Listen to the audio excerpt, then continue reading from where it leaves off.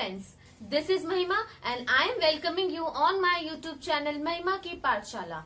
So friends, हम अपनी psychologies की सीरीज को चला रहे हैं जिसमें कि हम जो है क्रिएटिविटी कर चुके हैं। इसके अलावा हम कर रहे हैं इंटेलिजेंस। तो इंटेलिजेंस का हमने अपना फर्स्ट जो कॉन्सेप्ट है उसको समझ लिया है और आज मैं आपके लिए लेकर आई हूँ theories, all theories of intelligence. ये सभी थ्योरी जो है एग्जाम के पॉइंट ऑफ व्यू से काफी इंपॉर्टेंट है फ्रेंड्स। और जितनी भी इंपॉर्टेंट थ्योरीज है मैं कोशिश करूंगी कि मैं आपको एक ही क्लास में वो प्रोवाइड करवा दूं और काफी इंपॉर्टेंट होने वाला है आपके लिए ये क्लास। तो प्लीज इसे लास्ट तक जो है जरूर देखिएगा। आई डोंट थिंक सो कि इसको देखने के बाद आपको कहीं और पर जा करके सर्च करने की जरूरत पड़ेगी। तो चलिए क्लास को स्टार्ट करते हैं। सो फ्रेंड्स, सबसे पहली थ्योरी जो हम करने वाले वो है यूनिटरी थ्योरी। इसको यूनिफैक्टर मोनार्की थ्योरी या हिंदी में एक कारक सिद्धांत भी कहते हैं। इसे दिया है फ्रेंड्स गिवन बाय एल्फ्रेड बिने ने इसको दिया है। और फ्रेंड्स, इंटेलिजेंस के क्षेत्र में जो कुछ भी सबसे पहले इन्वेंट किया है, जिसका भी कॉन्सेप्ट सबसे पहले किसने दिया है, बिने ने ही दिया है। इसके बाद ही जो है और जो साइकोलॉजिस्ट है वो इसमें ऐड हुए हैं। सो फ्रेंड्स, इसको किसने दिया है, एल्फ्रेड बिने ने दिया है। और इसके अंदर क्या था फ्रेंड्स, उनका मानना था कि उनकी इस थ्योरी में था क्या कि सभी के अंदर क्या होता है, एक जी फैक्टर होता है, यानी कि एक जनरल इंटेलिजेंस होती है सबके अंदर। ठीक है फ्रेंड्स, ये जो हमारी जनरल इंटेलिजेंस होती है यानी कि सामान्य बुद्धि सभी के अंदर जो है पाई जाती है और ये बुद्धि हमें सभी काम को करने में क्या करती है, हेल्प करती है। यानी कि सभी के अंदर बुद्धि होती है और वो बुद्धि सभी काम को करने में क्या करती है, हेल्प करती है। मीन्स कि अगर आपके अंदर बुद्धि है तो आप जो है सभी काम को अच्छे तरीके से कर पाएंगे, वरना आपके अंदर बुद्धि ही नहीं है। तो ये जो कॉन्सेप्ट था इनका, ये जो थ्योरी थी, इसको बहुत ज्यादा क्रिटिसाइज किया गया, इसकी बहुत आलोचना की गई। क्योंकि भाई हर एक काम के लिए जरूरी थोड़ी ना है कि जो बुद्धि आपकी मैथ्स में लग रही है वही आपकी सिंगिंग में भी चाहिए, वही आपको म्यूजिक में भी चाहिए। ठीक है, तो इसलिए इस बुद्धि का, इस कॉन्सेप्ट का जो है काफी आलोचना हुई। और फिर इसके बाद जो हमारी सेकेंड थ्योरी है वो है फ्रेंड्स टू फैक्टर थ्योरी, यानी कि द्विकारक सिद्धांत। इसके नाम से ही पता चल रहा है हमें फ्रेंड्स कि टू फैक्टर। इसको किसने दिया था, it is given by Charles Spearman ने इसको दिया है। और उनका कहना था कि व्यक्ति के अंदर दो तरह की इंटेलिजेंस होती है, एक जी और एक एस। जी से हमारी हो गई जनरल इंटेलिजेंस और यहाँ पर फ्रेंड्स एक होती है स्पेसिफिक इंटेलिजेंस।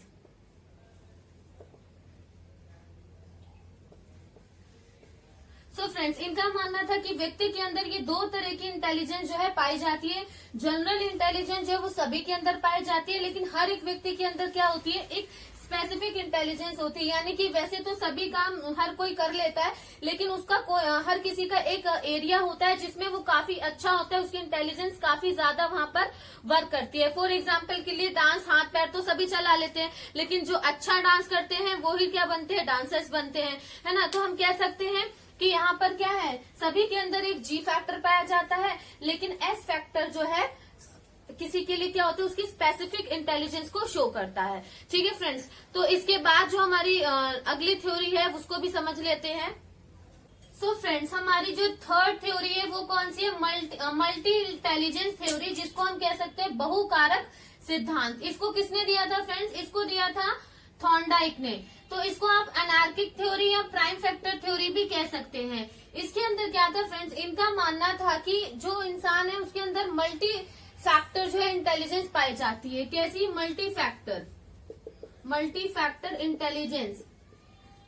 इंटेलिजेंस पाई जाती है और अलग अलग काम करने के लिए हम अलग अलग तरीके की बुद्धि का यूज करते हैं। तो इनकी जो थ्योरी थी इसमें यही था कि जो है हमारे अंदर क्या होती है, मल्टी फैक्टर इंटेलिजेंस होती है और अलग अलग काम करने के लिए हम अलग अलग बुद्धि का यूज करते हैं। इसके बाद जो हमारी फोर्थ जो थ्योरी है वो है ट्रायरिक इंटेलिजेंस, जिसके अंदर क्या है, त्रिबुद्धि सिद्धांत। इसको दिया था फ्रेंड्स स्टर्नबर्ग ने। ठीक है फ्रेंड, इसको किसने दिया था, गिवन बाय स्टर्नबर्ग। अब फ्रेंड्स, स्टर्नबर्ग का कहना था कि जो इंटेलिजेंस है वो बेसिकली जो है थ्री टाइप्स की है, एनालिटिक, क्रिएटिव और प्रैक्टिकल। एनालिटिक से आप समझ सकते हैं विश्लेषणात्मक, क्रिएटिव सृजनात्मक, प्रैक्टिकल प्रायोगिक। सो फ्रेंड्स, एनालिटिक के अंदर हम क्या करते हैं, हम चीजों को बहुत ही डीप जा करके समझते हैं इस इंटेलिजेंस के अंदर। ठीक है, कोई भी प्रॉब्लम अगर आ जाती है तो इसको आप प्रॉब्लम सॉल्विंग के लिए भी यूज करते हैं हम इस वाली इंटेलिजेंस को। प्रॉब्लम को सॉल्व करने के लिए, प्रॉब्लम की जड़ तक जाने के लिए हम जो है इस वाली इंटेलिजेंस का यूज करते हैं। सेकंड, हमारी क्रिएटिव यानी सृजनात्मक, इस इंटेलिजेंस का यूज जो है न्यू थिंग्स को क्रिएट करने के लिए होता है। ठीक है फ्रेंड्स, इसके नाम से ही पता चल रहा है, क्रिएटिव मीन्स कि कुछ नया करने के लिए इस इंटेलिजेंस का यूज होता है। एंड थर्ड है हमारा प्रैक्टिकल यानी कि प्रायोगिक। इसके अंदर क्या होता है कि हम प्रैक्टिकली चीजों को कर करके सीखते हैं, यानी कि हमें कुछ सीखना है, मान लीजिए मेकअप करना सीखना है, तो इसके लिए आप प्रैक्टिकली सीखोगे। और इसमें आप इन्वायरमेंट बेस होती है ये, आप इन्वायरमेंट में इसमें एडजस्ट करना भी जो है सीखते हैं अच्छे से। क्या होता है, कुछ लोगों की कम्युनिकेशन स्किल्स बहुत अच्छी होती है ना, वो जल्दी जो है एनवायरमेंट में अपने आप को ढाल लेते हैं, या अपनी लीडरशिप की जो उनके अंदर क्वालिटी होती है वो होती है, तो वो इसके अंदर आती है, और चीजों को प्रैक्टिकली करने की। ठीक है फ्रेंड्स, तो नेक्स्ट जो हमारी थ्योरी है उसको देख लेते हैं। जो हमारी फिफ्थ थ्योरी है वो है त्रिआयामी बुद्धि, यानी कि 3 डायमेंशनल जो है थ्योरी ऑफ इंटेलिजेंस इसको बोलेंगे। ठीक है, इसको किसने दिया है, it is given by JP Guilford ने इसको दिया है। और उनका मानना था फ्रेंड्स कि इंटेलिजेंस के 150 जो है फैक्टर्स होते हैं, जिसमें उन्होंने content into product into operator करके जो है इस थ्योरी को दिया था। इसको डिब्बा सिद्धांत या डिब्बा सिद्धांत भी कहते हैं, क्योंकि फ्रेंड्स इन्होंने एक क्यूब के थ्रू जो है उसमें जो है बुद्धि के फैक्टर्स को जो है शो किया था। ठीक है, जिनमें उन्होंने 5 into 6 into 5 करके 150 फैक्टर जो है बुद्धि के बताए थे। और इसको फ्रेंड्स बुद्धि का संरचनात्मक मॉडल भी कहा जाता है। ठीक है फ्रेंड्स, इसके बाद जो हमारी 6th जो थ्योरी है वो है fluid crystal theory.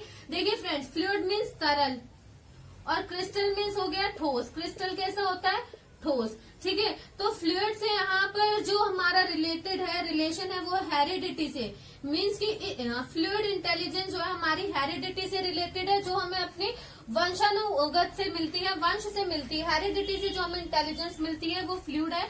And crystallise में आ जाती है आपकी ठोस, जो कि हमें वातावरण से मिलती है इंटेलिजेंस, यानी कि जिसको हम किससे अडेप्ट करते हैं, एनवायरमेंट से जिस इंटेलिजेंस को हम अडेप्ट करते हैं, दैट इज क्रिस्टलाइज थ्योरी। ठीक है, ये इसको किसने दिया था फ्रेंड्स, इसको दिया था आरबी केटल ने। ठीक है फ्रेंड्स, तो इसके बाद जो हमारी नेक्स्ट थ्योरी है उसको भी समझ लेते हैं।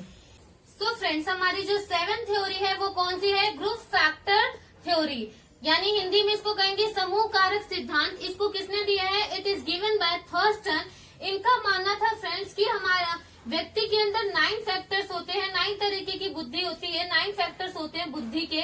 सबसे पहला है वर्बल, ठीक है, उसके बाद है स्पेक्ट्रियल, देन है numerical, memory, word fluency, inductive reasoning, deductive reasoning, perceptual factor and problem solving ability. उसका कहना यह था कि बुद्धि में कितने फैक्टर्स हैं, 9 फैक्टर्स जो हमारी बुद्धि के एक व्यक्ति में देखे जाते हैं।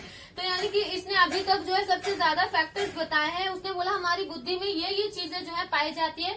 मेनली इस तरीके की इंटेलिजेंस हो कि व्यक्ति के अंदर उसकी मेमोरी इंटेलिजेंस जो अच्छी हो, ठीक है, वर्ड फ्लुएंसी अच्छी हो सकती है, या किसी की इंडक्टिव रीजनिंग अच्छी होती है, डिडक्टिव रीजनिंग होती है। तो इस तरीके से उसने जो है इंटेलिजेंस के 9 फैक्टर्स जो है बताए थे। इसके बाद जो हमारा नेक्स्ट है फ्रेंड्स, इसमें बस आपको इनका नाम याद रखने की जरूरत है, इसमें से डीपली जो है क्वेश्चन नहीं पूछा जाता है एग्जाम में। प्रतिदर्श न्यायदर्श दिया है थॉमसन ने।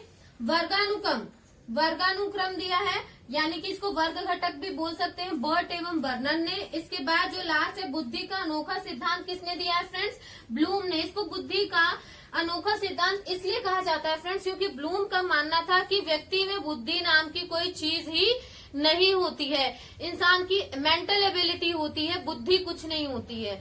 ठीक है फ्रेंड्स, तो इसलिए जो है इसको क्या कहा गया है, इसको जो है बुद्धि का अनोखा सिद्धांत जो है इसको कहा गया है। चलिए अब जो हमारी नेक्स्ट और लास्ट जो थ्योरी है, जो कि जिससे अक्सर जो एग्जाम में पूछ लिया जाता है, काफी इंपॉर्टेंट थ्योरी है हमारी हार्वर्ड गार्डनर की मल्टीपल इंटेलिजेंस की थ्योरी, उसको भी अच्छे से समझ लेते हैं फ्रेंड्स। तो फ्रेंड्स, हमारी जो सबसे इम्पोर्टेंट थ्योरी जिसको बोला जाता है वो है हमारी मल्टीपल इंटेलिजेंस थ्योरी। ठीक है, इसको किसने दिया था friends, it was given by Harvard gardener, और इसको हम कह सकते हैं बहुबुद्धि सिद्धांत, हिंदी में कह सकते हैं बहुबुद्धि सिद्धांत। तो फ्रेंड्स इस थ्योरी के अंदर उन्होंने जो है मेनली बोला कि जो इंटेलिजेंस है वो कितने टाइप्स की होती है, 7 टाइप्स की होती है। इसके बाद उन्होंने 1998 में एक और जो है 8th जो इंटेलिजेंस है उसको इंट्रोड्यूस किया एंड आफ्टर दैट 2000 में उन्होंने 9th इंटेलिजेंस को जो है इंट्रोड्यूस किया। वो क्या थी 9 की 9 इंटेलिजेंस जो थी उनको चलिए समझ लेते हैं।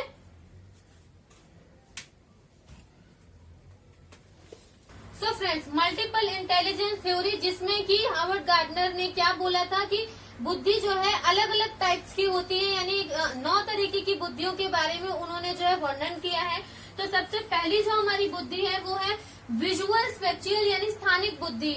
इसके अंदर क्या होता है फ्रेंड्स, कुछ लोगों को स्थान की यानी जगह जो है बहुत याद रहती है, घूमने फिरने का बड़ा शौक रहता है ना, तो उस टाइप की इंटेलिजेंस किसके अंदर आएगी, स्थानिक बुद्धि के अंदर आएगी। सेकंड है हमारा फ्रेंड्स लिंग्विस्टिक यानी भाषाई बुद्धि। कुछ लोगों को आपने देखा होगा कि उनको भाषा अर्जन करने में, भाषा को सीखने में बहुत मजा आता है। जैसे कि किसी को हिंदी इंग्लिश के अलावा फ्रेंच लैंग्वेज भी सीखते हैं, जापानी लैंग्वेज भी सीखते हैं, कोरियन लैंग्वेज भी सीखते हैं, यानी कि डिफरेंट लैंग्वेजेस को सीखने की जिसके अंदर क्षमता है, इंटरेस्ट है, बुद्धि है, वो क्या है, भाषाई बुद्धि। ठीक है, जो भाषा को जल्दी सीख जाते हैं। इसके बाद हमारा नेक्स्ट है फ्रेंड्स लॉजिकल मैथमेटिकल, यानी कि आपने देखा होगा कुछ लोगों को मैथ्स मतलब बहुत अच्छी लगती है, उनके बाएं हाथ से जो है वो क्वेश्चंस को सॉल्व कर देते हैं, बट मेरी ये वाली तो बिल्कुल भी अच्छी नहीं है। ठीक है, यानी उनकी जो तार्किक गणितीय बुद्धि होती है एक, वो बहुत तेज होती है। उसके बाद जो हमारी 4th वन है फ्रेंड्स वो है बॉडी काइनेस्टिक यानी शारीरिक गतिक बुद्धि। इसमें क्या आते हैं, बेसिकली जो आपके स्पोर्ट्स पर्सन होते हैं उनके अंदर जो इस तरह की इंटेलिजेंस पाई जाती है, उनको जो है वो काफी सारी एक्टिविटीज जो अपने शरीर से करते रहते हैं, जिम्नास्टिक हो गया और जितने भी आपके स्पोर्ट्स हैं जो कि जिसमें फिजिकल एक्टिविटी करते हैं, वो सारी इंटेलिजेंस जो है आपको इसके अंदर देखने को मिलती है। देन इसके बाद है इंट्रापर्सनल यानी व्यक्तिगत आत्मन बुद्धि। इसके अंदर क्या होता है फ्रेंड, इसमें हम अपने बारे में जो है अपने आप की पहचान करते हैं, है ना। जैसे कि गौतम बुद्धा ने क्या की थी, आत्मानुभूति करी थी, उन्होंने अपनी पहचान करी थी कि मनुष्य क्या है, इंसान क्या है। ठीक है, तो इस तरीके की जो बुद्धि होती है उसको हम कह सकते हैं व्यक्तिगत आत्मन बुद्धि। देन नेक्स्ट है हमारा फ्रेंड्स, देखिए ये इंट्रापर्सनल तो हो गई व्यक्तिगत आत्मन बुद्धि। इसके बाद मैं आपको म्यूजिकल के बाद में बताती हूँ, इससे पहले मैं आपको साथ में रिलेट करती हूँ पर्सनल अदर व्यक्तिगत अन्य बुद्धि। इसमें क्या होता है फ्रेंड्स, इंट्रापर्सनल में आप अपने आप को समझते हो, है ना, अपने बारे में समझते हो, लेकिन जो आपकी पर्सनल अदर यानी कि इसमें आप रिलेशन बनाते हो सोसाइटी में, दूसरे लोगों को जो है आपके अंदर पहचानने की शक्ति होती है कि कौन किस तरह का है, और इसके अलावा आप जो है सोसाइटी में सबसे अच्छे रिलेशंस बनाते हो, जल्दी फ्रैंक हो जाते हो। तो ये इस तरीके की बुद्धि जो है पर्सनल अदर होती है, यानी व्यक्तिगत अन्य बुद्धि इसको कहेंगे। इसके बाद म्यूजिकल, तो इसके नाम से ही आपको पता चल रहा है कि जिसको जो है, जिसकी बुद्धि जो है संगीत से रिलेटेड है, जिसको संगीत में मजा आता है, जिसकी संगीत में बुद्धि बहुत ज्यादा चलती है, वो क्या आ जाएगा, म्यूजिकल इंटेलिजेंस में आ जाएगा। एंड आफ्टर दैट जो हमारी 8th है वो है नेचुरलिस्टिक यानी प्रकृतिवादी बुद्धि। इसके नाम से पता चल रहा है कि ये नेचर से रिलेटेड है, मीन्स कि ऐसे लोग जिनको नेचर में बहुत ज्यादा इंटरेस्ट होता है, जैसे डिस्कवरी चैनल में आपने देखा है ना, बहुत सारे एनिमल्स होते हैं, इसके अलावा प्लांट हो गए, है ना, और जो है माउंट क्लाइंबिंग करते हैं लोग, तो ऐसे लोग जो होते हैं वो नेचुरलिस्टिक होते हैं, उनको नेचर से बड़ा प्यार होता है। हालांकि मुझे भी है, बट ऐसे एडवेंचरस वाले काम मैं नहीं करती हूँ, ना अभी तक किए। ठीक है, तो हमारी जो लास्ट वन है उसको भी देख लेते हैं फ्रेंड्स। लास्ट वन है हमारी, फ्रेंड्स लास्ट वन है हमारी एग्जिस्टेंशियलिस्टिक यानी कि अस्तित्ववादी इंटेलिजेंस। इसके अंदर क्या होता है फ्रेंड्स, इसमें हम अपने अस्तित्व की पहचान करते हैं कि हम कौन है, कहाँ से आए, हमें क्या करना है। तो इस तरह की, जैसे कि जो स्पिरिचुअल लोग होते हैं, जो अपने बाबा देखे, उनके अंदर जो इस तरह की बुद्धि जो है पाई जाती है। तो बेसिकली हमने जो है सारी थ्योरीज को कवर करने की मैंने कोशिश की है, और ऑलमोस्ट जितनी भी इम्पोर्टेंट थ्योरीज है हम कवर कर चुके हैं। आई डोंट थिंक सो कि इसके बाहर भी कुछ आएगा, अगर आ गया तो फिर तो हमारा बैड लक है ना। तो हमने हार्वर्ड गार्डनर की 9 थ्योरीज को समझ लिया। इसके अलावा 1 factor, 2 factor, triarchic theory, multi intelligence, इसके अलावा मैंने आपको सारी थ्योरीज जो है बता दी हैं। तो इससे जो नेक्स्ट हमारा जो क्लास होगी फ्रेंड्स, वो होगी इंटेलिजेंस में आईक्यू की। ठीक है, उसमें मैं आपको आईक्यू निकालना और जो बेसिक कॉन्सेप्ट है आईक्यू का उसको समझाऊंगी। सो फ्रेंड्स, अगर आपको पसंद आई है वीडियो तो प्लीज इसे लाइक कर दीजिएगा, अपने फ्रेंड्स के साथ शेयर करिए और प्लीज अगर आप चैनल पर नए हैं तो चैनल को सब्सक्राइब जरूर दबा लीजिएगा और बेल आइकन को जो है प्रेस कर लीजिएगा ताकि सभी नोटिफिकेशन जो है आपको टाइम से मिलती रहे। Thank you for watching.